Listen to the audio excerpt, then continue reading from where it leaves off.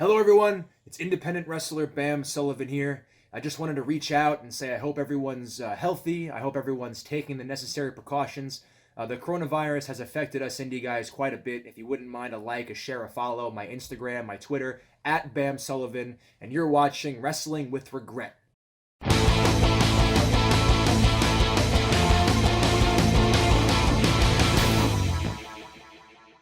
Hello and welcome to the Raw review here on Wrestling with Regret. But first things first, how was your weekend? Did you have a good weekend? Good. Fantastic.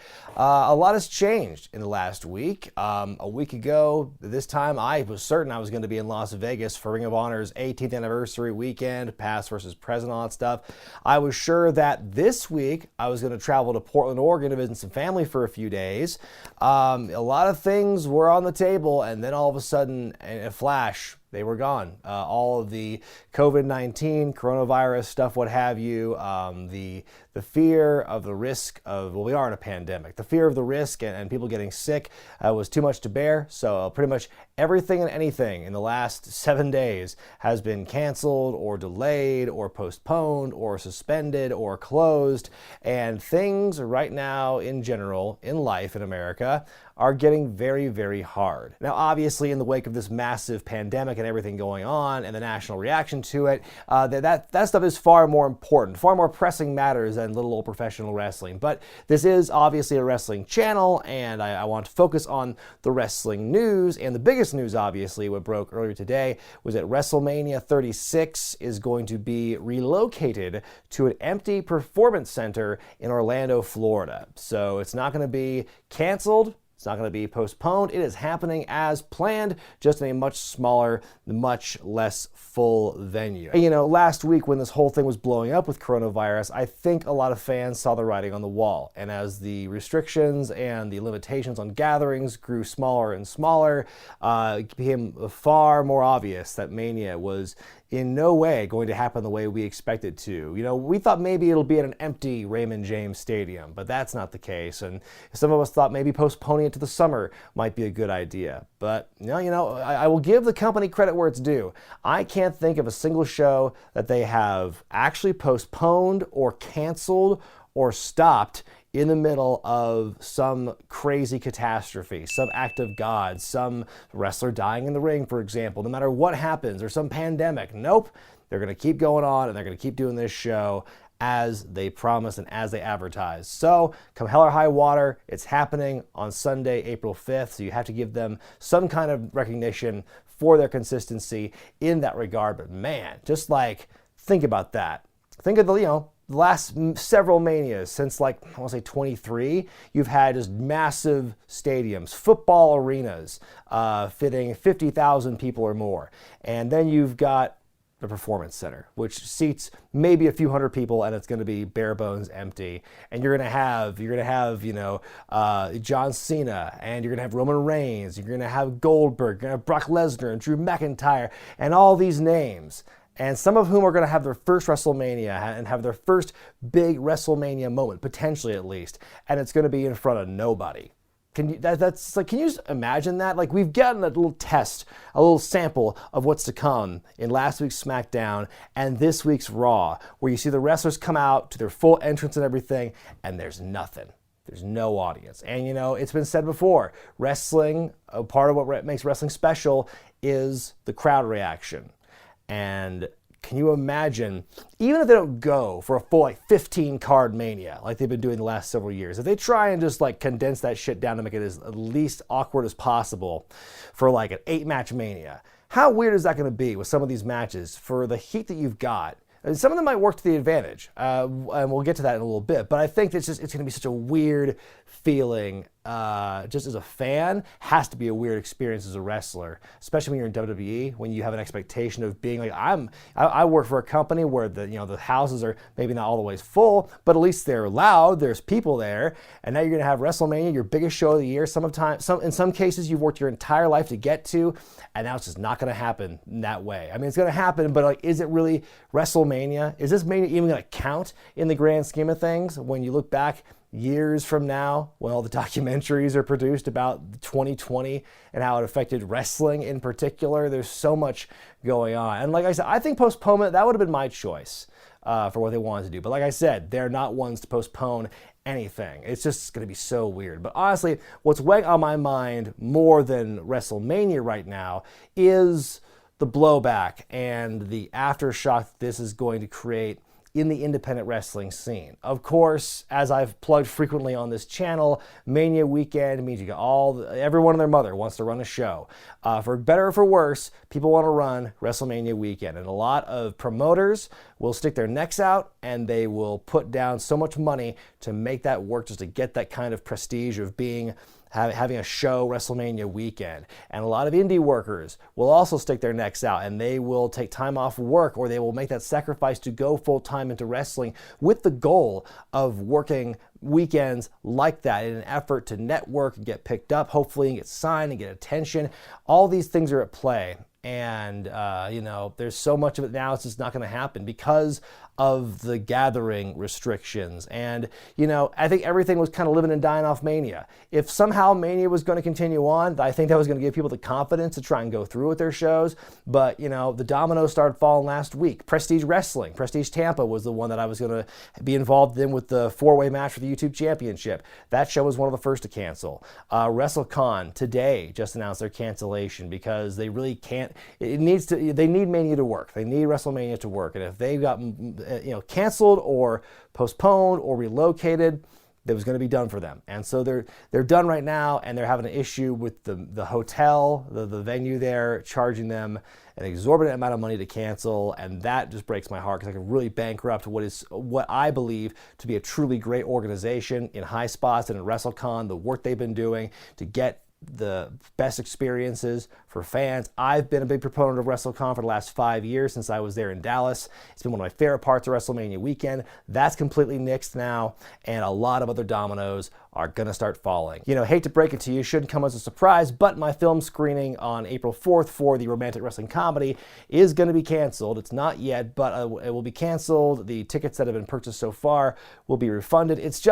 It's impossible, and it's irresponsible, and it's foolish to try and run an event like that with this pandemic going on and everything. It's just, it's the right thing to do to cancel it.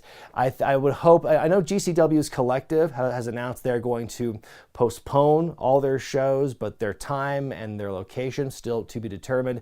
I don't want to wait around for that, if you don't mind me saying so. So I'm just going to pull out now. There will be one day, I swear to God, there will be a screening of that movie, and it will be worth the wait, and those who are there will enjoy it, but it's just not in the cards right now. However, I'm not done with Tampa. Assuming, and I'm probably going to jinx this horribly, but assuming that they don't say, there's a travel ban everywhere, no one's allowed to fly anywhere in the country, unless we are locked in to our current place in the geography of America. My goal is to make it to Tampa because I've got a crew who's going to be coming with me. We've already paid for, the flights and the lodging and everything. And it's a crew full of really talented and creative people, like wrestlers, people in the wrestling business. And, it's a good opportunity to get some content. And with the people who are in this crew, there will be a lot of good content. I am very hopeful. If nothing else, if there's no shows, no places to eat out in Tampa, there at least will be the beach, the ghost town of the beach, and the chance for 4 days to really crank out some really interesting content. So I'm very hopeful for that at least. I don't want this entire Tampa experience to be completely dashed. But that is, I don't plan on being part of any shows, obviously. I don't know what the status of ROH Supercard of Honor is, but I can't imagine that's going to be on the schedule for much longer. Probably I won't be doing any meet and greets unless you just want to stand like 20 feet away from me and not do direct eye contact or sort of like just wave to each other. But yeah, my plan right now, unless there's a complete out and out travel ban, is to be in Tampa with my crew and getting the most of it. But of course, who knows what the future will hold 24 hours from now, or 48 hours from now, or any time from now. Like I said, the independent scene is going to suffer and struggle for a while from this. I do believe they can recover, but it's just this whole issue with the COVID-19 spread and all these different shows being canceled. Not just Tampa, even though that is a huge component of it, but also in the shows in the weeks before and after April 5th, the ones that have been canceled, the ones that are yet to be canceled in the wake of all these fears and the spread and then the effort to contain the virus and everything. So things are really hard, not just for the companies, but like I said, also those wrestlers who either are full-time wrestlers and are missing out on bookings and not getting paid, but also the wrestlers who, who are kind of on the bubble, the ones who depend heavily on wrestling for income to live, but not at that point yet. And of course, a lot of companies could be bankrupted by this, especially by what happened at Tampa. But what I recommend you all do, if you're able to do it, of course, is to try and support independent wrestling however you can. Try and support companies like Black Label Pro and Freelance Wrestling, who are doing some empty arena fundraisers in the very near future to try and help some of those wrestlers get paid.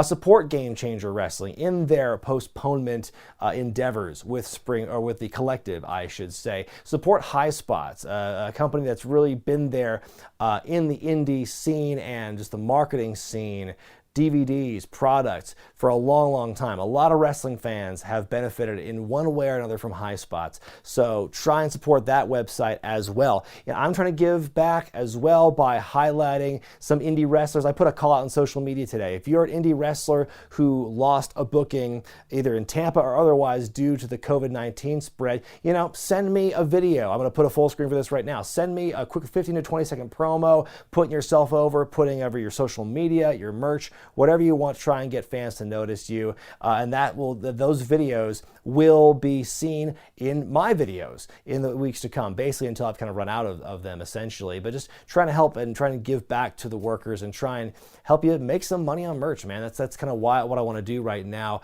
But like I said, if you're able to help wrestling, but obviously what's more important is you taking care of yourself, because if you work in the retail, the service business, or if you work in one of the many, many industries that are being affected by these cancellations and these closures, bars and restaurants and theaters and gyms and all these places being shut down.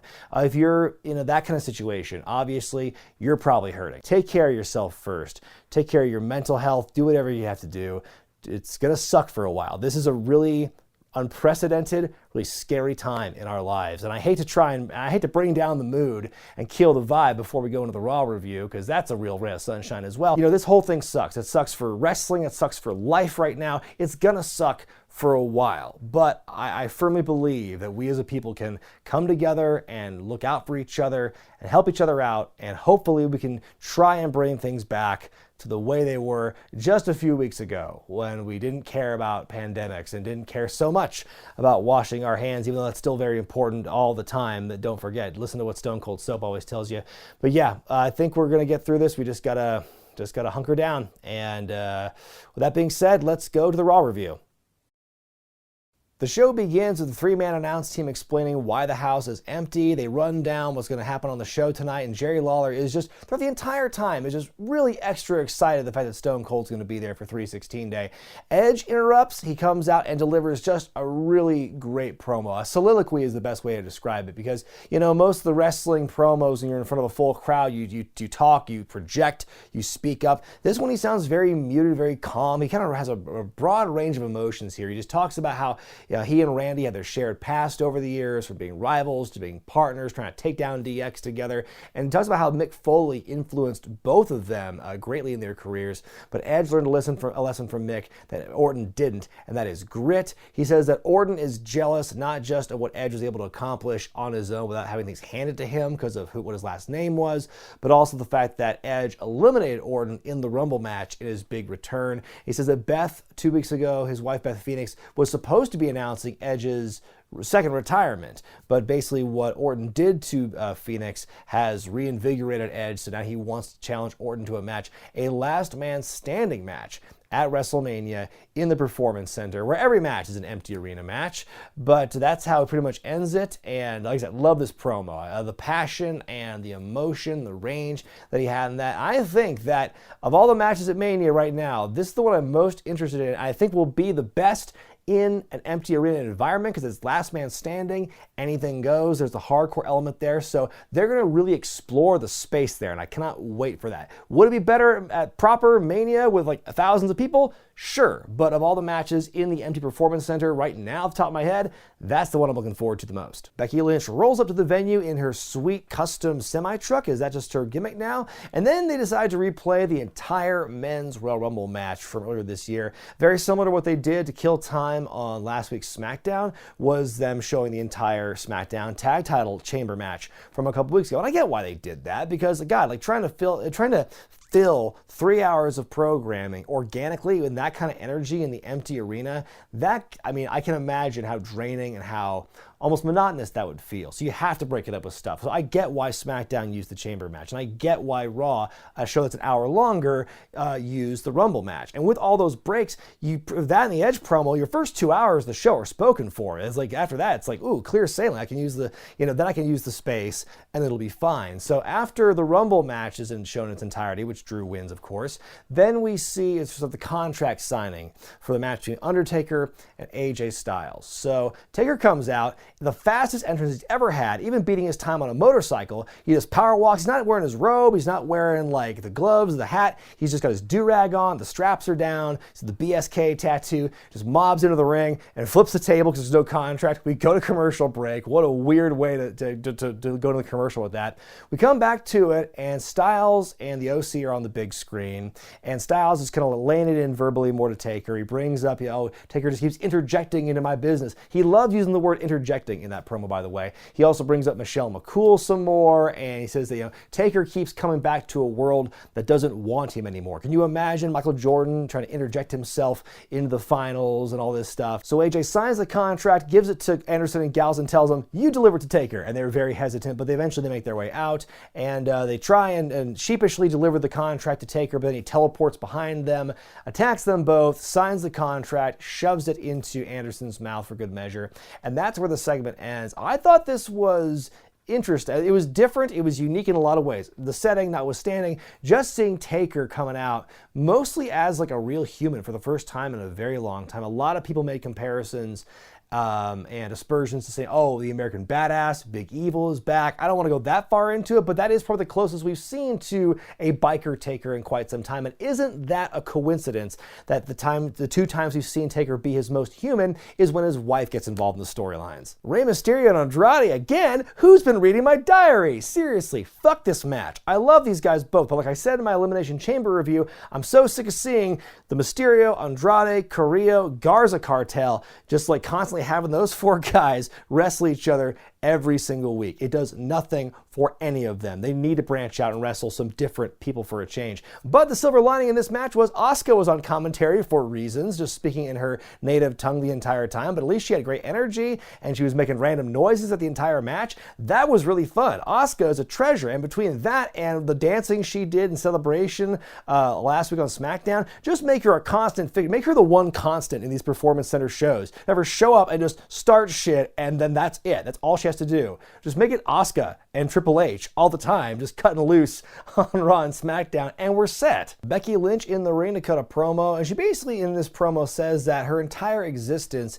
is throwing Shayna Baszler's world completely onto its ear. The fact that she's been able to bully everyone at NXT, but she's not been able to bully Becky, and so she's making Shayna think that her entire life is a lie, and that at WrestleMania, the realization of that's going to hit her like a truck, maybe like a custom semi-truck. Honk, honk. Anyway, it was a really solid promo. I enjoyed it. And then you see Shayna in the back, again, watching afterwards. She looks really pissed, but I'm like, surely you'll be able to find her in that smaller venue than what you're used to, right? We then go backstage with a Kevin Owens interview where he officially challenges Seth Rollins to a match at WrestleMania, and he says that at Mania, at the Performance Center, he will be in his home turf, his home field advantage, because he came through the Performance Center, unlike Seth Rollins did. And he also brings up that during his tryout match years ago, Seth was one of the people who never really believed in him or gave him a chance. chance to succeed. And so they're adding more fuel to the fire for this one. Good little promo here by Kevin. And I will echo something that Corey Graves said on Twitter tonight, that, you know, just a few weeks ago, they ran this big documentary about FCW.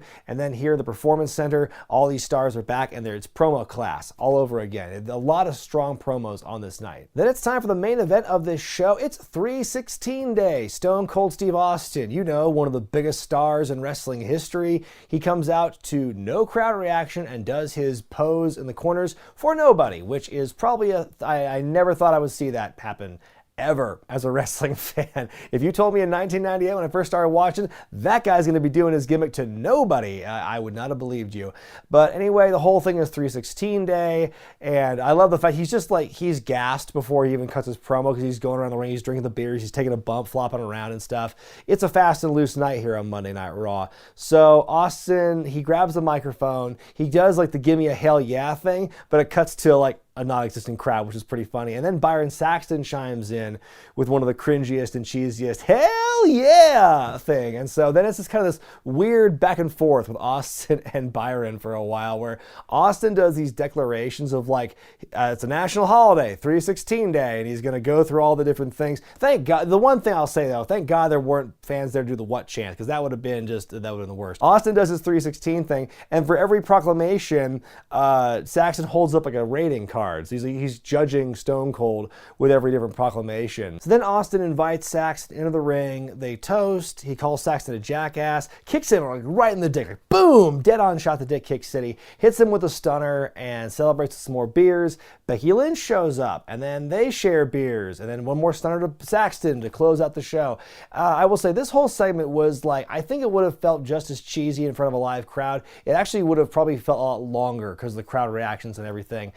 This was just, it was silly, and it added literally nothing in terms of WrestleMania build. Did not make me in any way more or even less excited to see WrestleMania after that one. But you know what? After the few days that we've all been through, I think we need to end the show on kind of a silly, happy note. And you know what? I think they deserve a mulligan this week, you know, in terms of like, they can whiff on that for right now and just get all their ducks in a row for this brave new world we're embarking on. So yeah, get all the sillies out this week, get all that stuff out of your system, and then next week we can try and do your best to get back on track, whatever that means.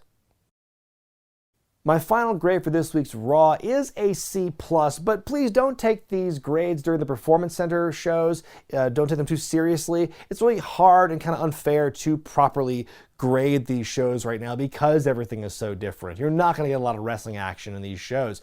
Honestly, we'll get ready for a lot more promo and recap heavy stuff like we saw on SmackDown, like we saw on Raw. Though, to be fair, I'm not totally against those, because I believe that in the run-up to WrestleMania, I always get mad when like a lot of these matchups get kind of spoiled by having these other variations of the match happen on television. So if you can find a way just to kind of get around that just with promos, that might not actually be the worst thing. And I will say, between SmackDown and between Raw and what we're going to see here, these empty shows, these quiet-ass shows with no crowd to really help kind of guide the ebb and flow of matches and promos and everything, it's really a good chance for these wrestlers to really get their kind of acting chops and to show their range. You know, they don't have to yell. They can just talk serious. They can kind of talk in hushed tones with the microphone and everything. It's theater. This is just like a different kind of theater. We are literally like one seating arrangement away from going to the WTF episode in South Park, where it's just literally just like it's a stage show now with just like actors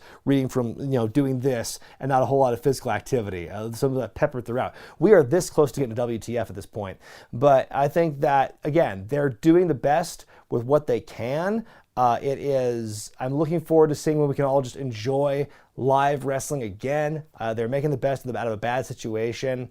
What can you say? These shows are going to be weird. And again, we're just going to have to get through it. And hopefully, sooner than later, things can return to some kind of normalcy. Imagine how big of a deal they're going to make when Raw and SmackDown go back to proper arenas again, and you can go back to Full Sail and have the NXT crowd. Imagine the jubilation they will feel. I think that's going to be pretty cool when we eventually get there. But let me know what you thought about this episode of Raw in the comments section below. What do you think about WrestleMania being moved to Orlando in the Performance Center? What do you think about these weird-ass empty shows to begin with? I look forward to hearing your thoughts about that.